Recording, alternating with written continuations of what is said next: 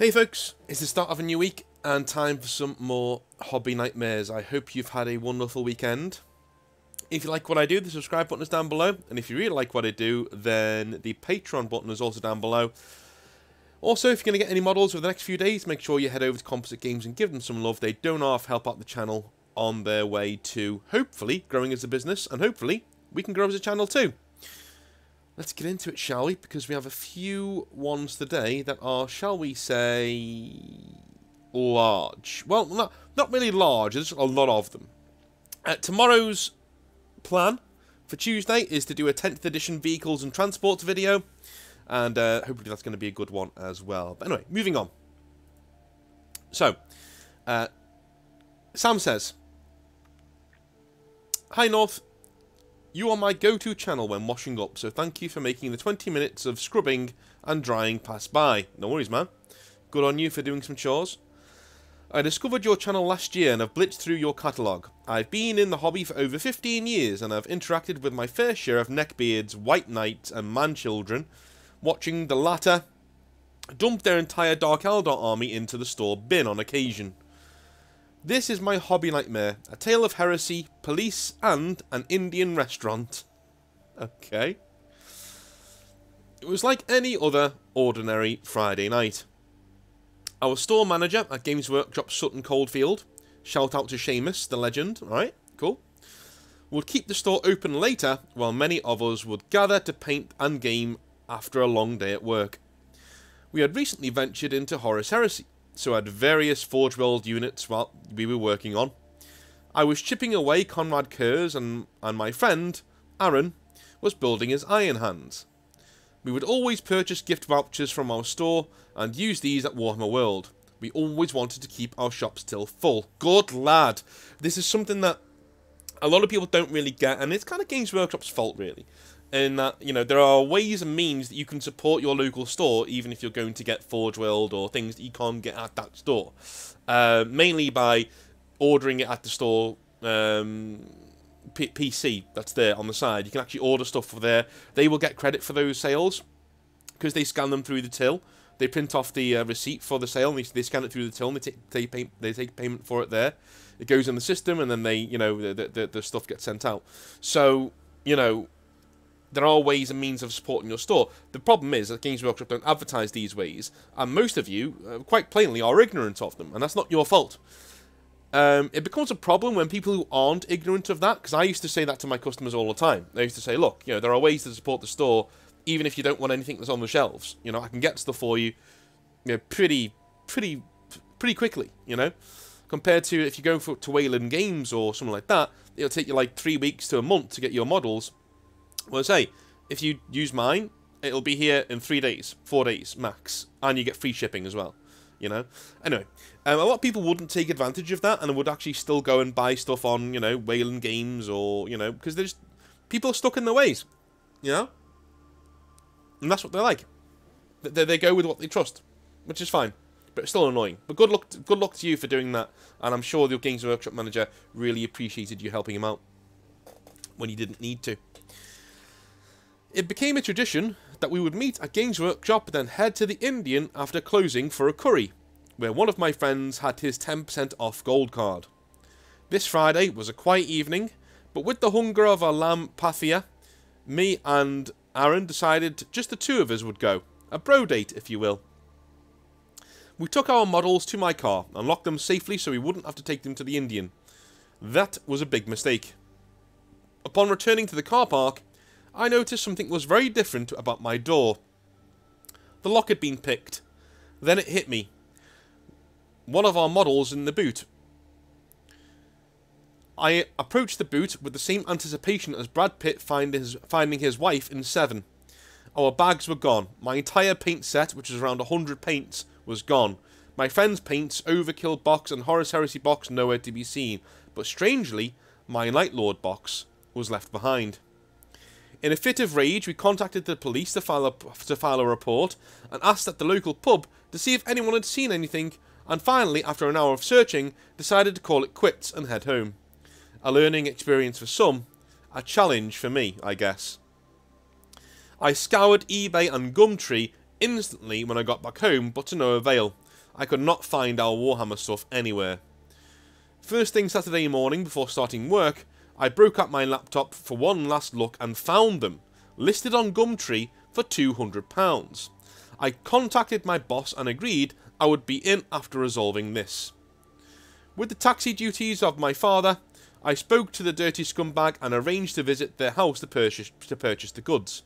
I had informed the police at the local station prior, and they were very helpful in requesting that we not visit the property and that they would do so to get my stuff back. Sadly, after getting to the property, they could not gain entry to the premises without a warrant, and the filthy scrotum barred his phone. The listing was removed, and the police followed through with a theft report, but was closed shortly after. I was so close, and do wish I went over there by myself, but it was a big learning curve. Hopefully the crook, scrot bag, was scared enough to put him off doing this again. I luckily managed to get a great deal over Facebook for a paint set to replenish most of my paints for quite cheap. My friends brought Aaron a new Heresy Force, and the Indian restaurant closed shortly after, unfortunately. Anyway, thank you for reading my story, keep up the outstanding work, and have a great week. Man, that sucks. That sucks. It sucks that they kind of got away with it as well. That's how toothless the police are, though, in these situations. You know, they're like, yeah, don't go over there, we'll go over there ourselves, tip off the person, and make sure that we can't get your stuff back. Brilliant. That's the law, though. Unfortunately, that just is what it is. You know, they don't have very much power to go and get your stuff back. It sucks, but man, yeah, it makes me fume secondhand when people lose stuff that they worked so hard on. Yeah. Anyway, moving on. Yancey says, "Hey, Northern Big Nuts." Okay. It's Yancey with another hobby nightmare for you. I wanted to preface this submittal by letting you know that I seriously contemplated not sharing this story over how unpalatable it is. But given this segment is called Hobby Nightmares, and this is definitely a nightmare, I thought I'd share. Alright? Let's title this, Nerds Are Abysmal When They Need Pepto-Bismol. Okay. This story begins a few years ago inside a games workshop I used to frequent. I was a teenager at the time, so outside of school or sport, this store was quite literally my life. The manager at this location was the best I have ever encountered. He cultivated the finest Warhammer community I've ever been a part of. Although most of these fantastic patrons took after him, there would still occasionally be the odd wargamer. For this story, let's call this fella Donsel. Okay.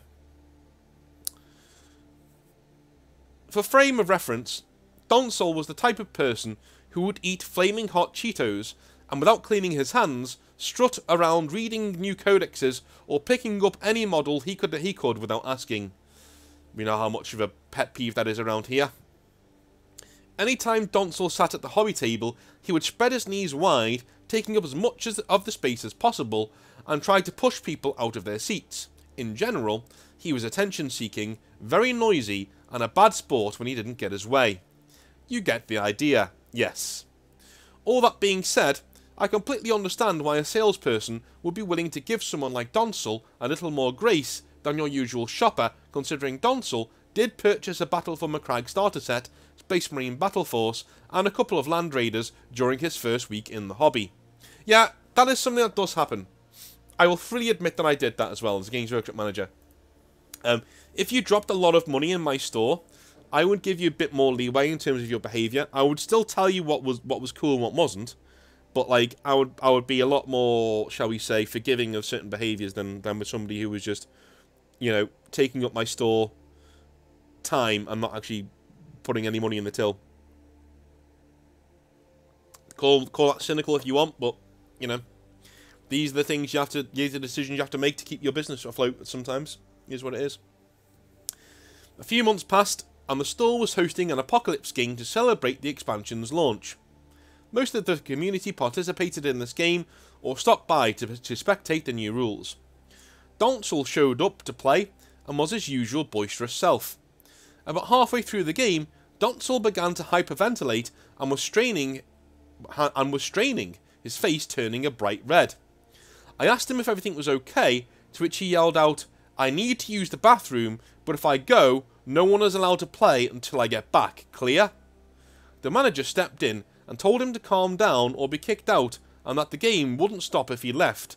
The manager continued to explain that the store had no public restroom, but he could buy a soda and use the restroom at the pizza restaurant next door.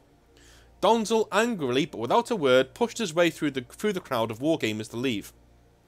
Donzel disappeared for a time, and the Apocalypse game actually became quite enjoyable.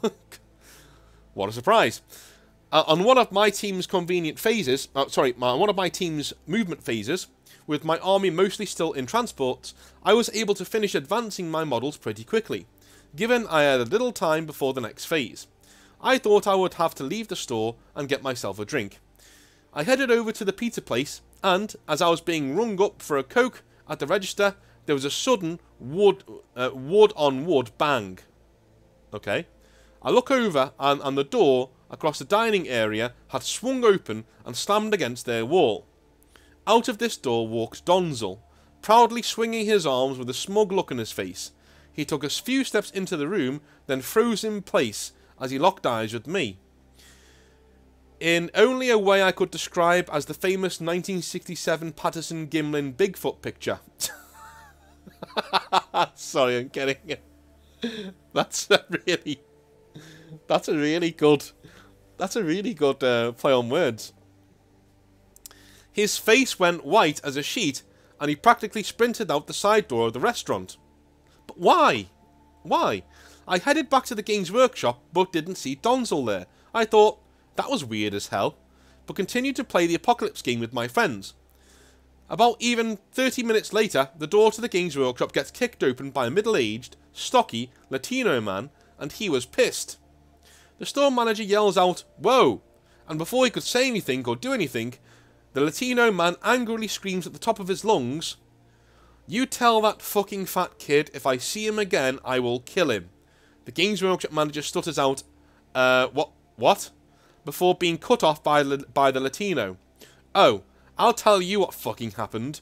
Your fat kid shit his pants, took a diaper off, and flung it over his head in our bathroom. There was shit sprayed all over the floor, there was shit on the walls, and there was shit caked in his diaper which was thrown over the toilet. In fact, we had to clean the bathroom fucking twice, because it made my first employee that was cleaning up so sick, she threw up all over the place." The Ameki Pizza manager put his finger up to the Games Workshop manager's face and maliciously said, "You fix this," before storming out the Games Workshop and slamming the door. Man, I can't blame him. I cannot blame him. If that was my business as well, and somebody from your business had come in and done that, and it's obvious where he has been, yeah, man, I would be so fucking irate. Not a minute later, Donzel walks into the store. "That was about me, wasn't it?" he said, followed by a heavy sigh. Donzel walked over to the table and threw his models into a box, and then left the store, leaving us all perplexed. That moment felt surreal, and I wondered if I was living inside of a cartoon or something. We never saw Donzel again after that, but I suppose you can't really show a face again after something that heinous. Best regards, Yancey. Well, at least he felt some shame in what he did, dude. At least he felt some shame. I've never known... Put it this way. I've known mates who've had accidents, you know, after a night out and stuff, you know, and things like that. And I've never known anyone to make that much of a mess. Do you know what I mean? I don't really care how explosive your diarrhea is or whatever is going on. You don't make mess enough to make people throw up and leave it all over the walls and shit. That's you being disgusting. That's you being a fucking animal. That's what that is. So, yeah. Not for me. That person's not for me. I don't really care what kind of mental thing they got going on. No. That is beyond the pale. That person needs help, and it's beyond my pay grade to give it to them, because I don't know what to do. So, you know, move away. Walk away. Parker says, "Hello. I just want to say I love your channel. Thank you, man. Thank you for keeping me entertained whilst I'm painting. No problem. I've been watching your channel for a long time now, and I think it's time for me to write something. Good lad. Some things about me. I live in Southern California. SoCal, which is Southern California, for those who don't know. Which, after reading this, is a very Californian thing to say. I am not new to the tabletop games, but I recently started playing 40k about 2 years ago. I mainly played D&D for about 15 years and wanted to blow shit up. So, I have this friend I've known for about 7 to 8 years, and we play all sorts of games together. 40k, Crisis Protocol, Magic the Gathering, and such. He's a cool dude, and is always available to throw down some cards or dice, but he is so unbearable to win against. For example, when we play 40k, I play Tau and he plays Orcs. Every time I take something off the board, he complains about how broken the Tau are, and how he had no chance at all even from the start of the battle, and if the game isn't going in his favour early on, then he just kinda gives up. When he's losing, he says things like, "What's the point of me holding the point, I'm already losing," or "I'm not going to roll the invuln save, they're already dead." I know it's probably really sad to say, but sometimes I would purposefully handicap myself so we can both be having fun throughout the match. I do things like that, like not playing stratagems at the right time, or killing his powerful units early, for example. Well, it seems like you guys are, like, kind of mismatched. You know? It seems to me... I know people are going to call out this guy for being really bitter and like, not a sore loser. Let me just say this, though. It seems to me that you guys are kind of, as I've just said, mismatched. It seems to me that you're into the more competitive side and you're bringing really good lists and you're really good at memorising rules, and your friend probably isn't. He's probably there for the story and to have a topsy-turvy game going on. Because you didn't mention there that he wants to win all the time, you just mentioned there that he hates it when he gets his shit pushed in, essentially. You know? And we all hate that. You know, and some of us deal with it in other ways. I'm a narrative player because I hate that feeling. I always want to have a narrative game. I'm kind of with your friend here. Like, I think his behaviour's not good. Like, it's not great. But I just think you two are, like, not really properly matched together. You want different things from the hobby, from what I'm reading. If you're a narrative player, then forgive me. But, like, from what you've been saying, you actually take really good lists and have really good game etiquette for competitive games. You would do really well at tournaments, you know? You'd have fun there. Maybe your friend is looking for something different. Maybe he's looking for a narrative game. Now, if you played somebody like me, who takes really underpowered, fluffy lists, and he still moans that way, then yeah, the problem is all him. He's a bit of a toxic douchebag. But if you play somebody like me and he has a really good time, I think that shows you where the issues are in your relationship with this guy, right? Anyway, moving on. This is the same as other competitive games we play. Now, another issue is the fact that he believes he is the smartest in the room all of the time. No matter what conversation it is, he always must have an opinion to add, even if it's on a topic that he knows absolutely nothing about. We all know this kind of person. Personally, I'm more of a listener than a conversationalist, so maybe this is just a nitpick for me. Now, this isn't necessarily bad in games, but one of the most jarring sentences he ever said to me was, "If I played you in any game that requires tactics or skill, I would beat you every time." What's annoying is, I think he believes that I'm actually just extremely lucky when I win, or it's because he is playing an off-meta army. Is it wrong for me to beat him all the time? I feel bad when I do, but if he wins, he acts very condescendingly. Thank you so much for reading this email. P.S. I attached a picture of my Riptide Battlesuits from your paint job. What do you think? It looks awesome, man. Yeah, I saw that when I got the email. I really love the paint job. Let me just like get it up here so I can actually have a look at it again. There we go. Oh yeah, I love the red and green. That looks cool. See, even your paint job, even from your paint job. Do you know what? I'm gonna put this on the screen. Hang on. I'm gonna put this on the screen because even from your paint job, you can tell what kind of a hobbyist this guy is. Like you're just. I honestly don't think, right? I honestly don't think that your friend is in the same league as you. Now, please don't take that the wrong way, and please don't take that as a, you know, me like trying to blow smoke up your ass. What I'm saying is that you're clearly a very, very, very, very talented painter, you know, and in doing so, I honestly think that you're. Here we go. Here it is. Whop. Whop. There we go. You're clearly a very talented painter. So, if you paint if you play like you paint, I can see why he gets pissed off all the time. Do you know what I mean? I mean, come on. Come on. It's a walking watermelon. That's beautiful, you know? On the other side, though, yeah, his behaviour is pretty shitty. But I can tell you why he's condescending when he wins. I can tell you why. He's condescending when he wins because it doesn't happen very often, and something in his brain tells him he needs to make the most of it as it happens, right? He needs to make the most of winning a game because he's there and he's won a game, and now it's his turn to be condescending to you. Because he obviously thinks you're being condescending to him or something, right? He's basing a lot of his self-worth in winning a game of Warhammer 40k, which isn't great. You know, that's not good. Stop doing that. But I honestly think that this is more of an issue with you guys being not well matched in terms of skill, yes, in terms of your painting skills, maybe, but definitely you are ill-matched in terms of almost everything in the hobby. Let's be honest, almost everything in the hobby, you're probably going to be not very well matched. Which sucks, right? It sucks. Nobody wants to be the guy who makes sure that their friend doesn't have a very good time. Okay? So I get what you're saying. And you're coming from it from the right point of view. Like saying, look, I don't want this guy to have a bad time when he's playing with me. I want him to have a good time. Well, I think it's time to admit that maybe you guys aren't that well matched. Maybe you're looking for different things in the hobby. His behaviours are quite toxic and stupid, yes. But I do think they're coming from a place of logic, even though that logic, you know, is pretty warped. It is a place of logic nonetheless. And, you know, he's kind of thinking, whenever he gets a win, he needs to, like, make the most of it. You know.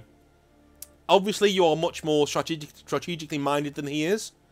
And you are, you know, more into playing for blood, maybe, than he is. Because you're certainly painting for blood, mate. You're painting for blood. Like, this is... If this was on the table opposite me, I'd be like, I love playing against it, but it would make me feel a bit inadequate. Do you know what I mean? Like, so, you know, if you're playing in the same way as you're painting, I can see why he's getting pissed off. You know? It's not your fault. You need to play the game in the way that you want to. But if you keep playing with this guy and complaining that he's being toxic, then that's down to you. You need to go and play with people of your own kind, of your own ilk. The fact that you want to play with this guy, it means that you want to play with one of your friends because he is your friend. But you need to recognise he can be your friend outside of the hobby. And there's nothing worse, I can tell you now, than breaking up with a dude. And what I mean by that is, there's nothing worse than breaking up with a guy friend. It's the worst. You know, because you've got to be honest and say, listen, man, like, this really sucks, and I don't want to be around you anymore. And it's not fun. It's not fun at all. But anyway, that's my advice to you. Go and play with people of your own kind, of your own ilk, or suck it up. Those are the two options that you've got. Because you're an amazing painter, you're probably really good at the game as well. So take that and go to tournaments, go to painting competitions, go take the hobby seriously. Because obviously, he wants to play narrative games, he wants to chill out, he wants to have even games, and you are there to play to win. And that's fine, there's nothing wrong with that. There's absolutely nothing wrong with that. I could have gotten this entirely wrong. I could have read this wrong, and maybe he's the competitive gamer and you're the narrative gamer. I don't know. But from what you're saying to me, is you're bringing pretty cool, beefy stuff. That's not overpowered, but it's just normal, but quite beefy. And he's also bringing, like, narratively really good stuff, right? No, narrative good stuff. Like, not very good stuff in the game, but it's cool, right? Anyway. Love you all long time. Have a wonderful rest of your day. I hope you have a brilliant evening and a brilliant afternoon. I will speak to you tomorrow for some more 10th edition videos. On Wednesday we'll be doing some more Hobby Nightmares, and on Thursday we'll actually be going over who my least favourite chapters in Space Marine chapters in Warhammer 40,000 are, which I'm very much looking forward to get some things off my fucking chest. Love you all long time. Speak to you later. Have a good one. Bye.